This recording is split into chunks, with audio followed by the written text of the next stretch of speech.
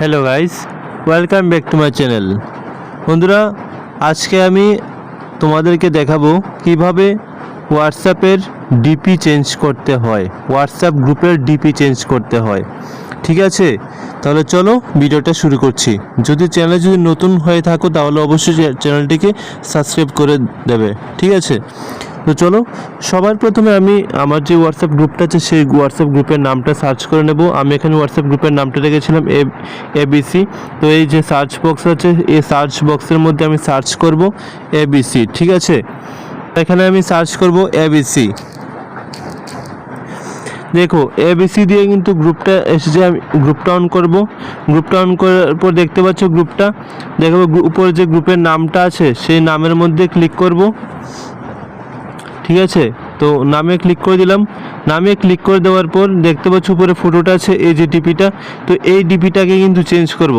তাহলে তোমার যে ফটোটা আছে সেই ফটোটার মধ্যে তুমি ক্লিক করবে। ফটোটার মধ্যে ক্লিক করার পর দেখতে পাবে যে একটা পেন্সিল আকৃতির একটা আইকন আছে। এই পেন্সিলের মধ্যে ক্লিক করবে। এই পেন্সিলে ক্লিক করার পর দেখতে পাবে যে নিচে আসবে তোমার ক্যামেরা, গ্যালারি, তারপর ইমোজি, তারপর নিচে হবে সার্চ। ওয়েবসাইট থেকে তুমি সার্চ করে দিতে পারবে। তো প্রথমটা হচ্ছে ক্যামেরা। ক্যামেরা থেকে তুমি ফটো তুলে দিতে পারো সঙ্গে সঙ্গে।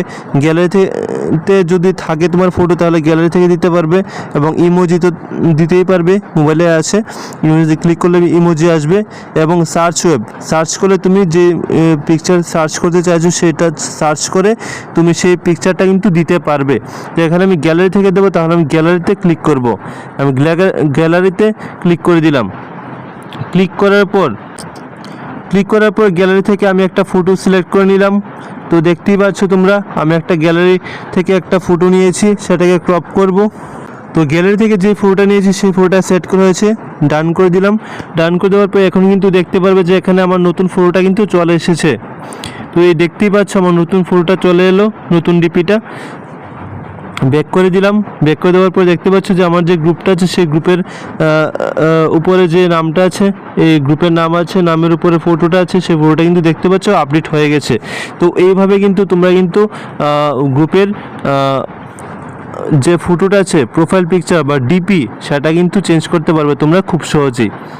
তো দেখেছো ভিডিওটা কেমন হয়েছে? তো জানিয়ে দাও কমেন্ট বক্সে কেমন হয়েছে ভিডিওটা। তো দেখা হচ্ছে পরবর্তী ভিডিওতে। Thanks for watching.